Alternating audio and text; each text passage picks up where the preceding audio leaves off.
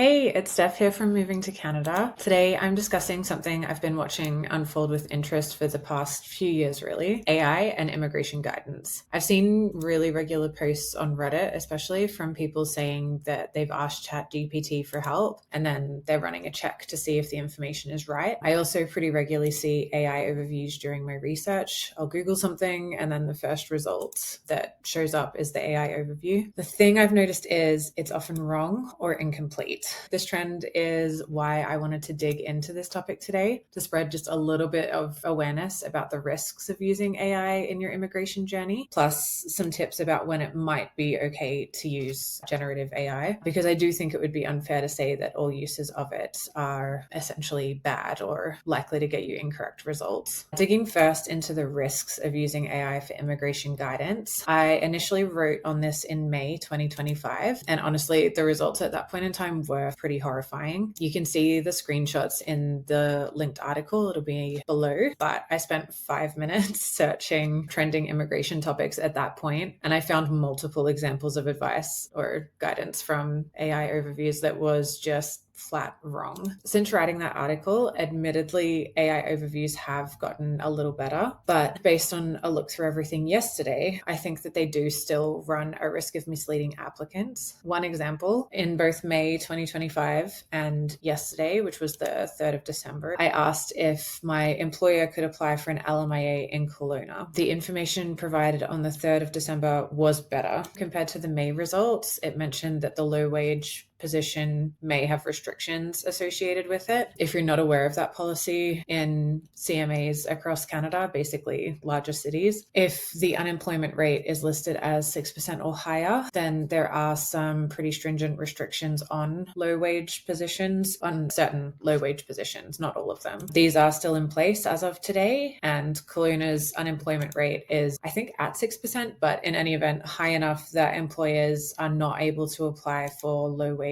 LMIAs outside of those certain exemptions. I think that the search result, which will be shown on the screen from the AI overview, completely misses these nuances. The risk here would be that somebody would read the search result and they might be eligible based on some of the exceptions, but that they read this search result and decide that they aren't and completely close off that pathway, when the reality for them, based on their unique profile, might be that there is a very valid pathway for them through a low wage LMIA. Some of the examples of exceptions for this particular policy are in-demand industries like agriculture, construction, and healthcare, but there are other exceptions. It's not all just in-demand roles. If you're hearing this and thinking, I don't care, I'm not going to apply for an LMIA, this is just a couple of minutes that I spent searching yesterday. This finding likely goes far beyond LMIAs into the realm of express entry, PMPs, and the like. That's just the example that I chose to dig into in this one example.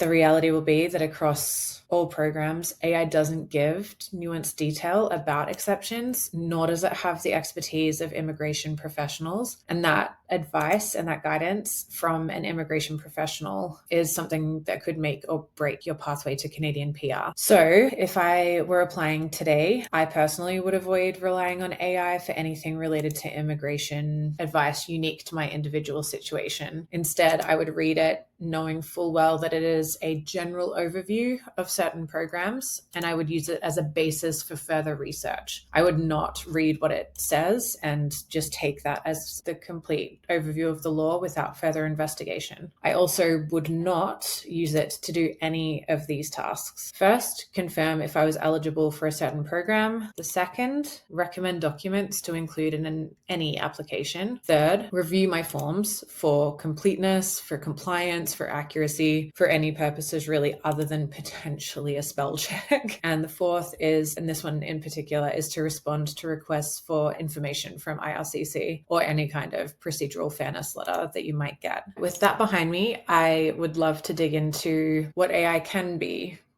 good for.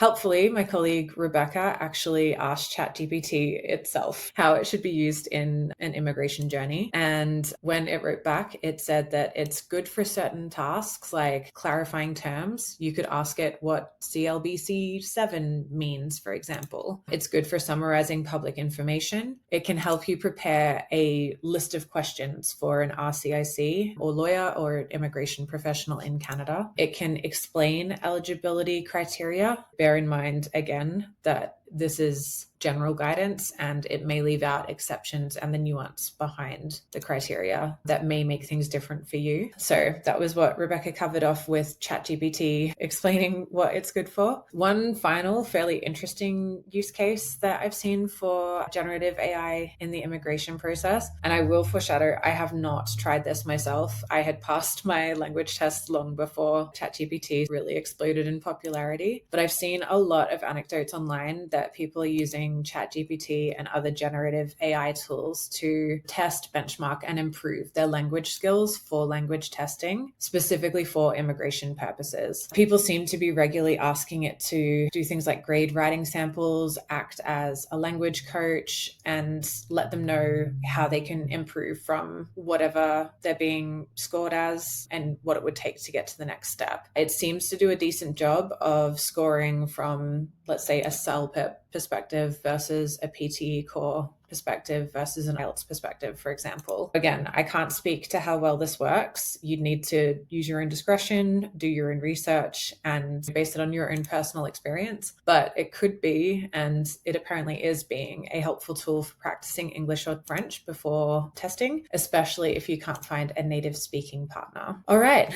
that is it from me today, just regarding generative AI and immigration. The one key takeaway here, just remember that what you read in the generative AI and AI overviews is not individual advice. It is not nuanced. It is not personalized to your situation. You do need to bear that in mind. Verify everything that you read on official government sources. And if you're unable to verify it, it may be worth speaking with an immigration professional. If you're looking for your next steps after watching this video, I would love for you to check out the articles that we wrote earlier. So that's referring to the one from my colleague Rebecca, where she asked ChatGPT to outline what it is good at in the immigration process. And if you're interested to see just some absolute fails on generative AI's behalf, my piece that I wrote in May this year is a good one to check out. And if you would like pieces like that delivered to your inbox as we write them, as opposed to finding out about them from a YouTube video 6 months down the line, please join our email community. You can sign up at movingtocanada.com. It is that first box right on the homepage, and we would love to see you in our community. Have a great day.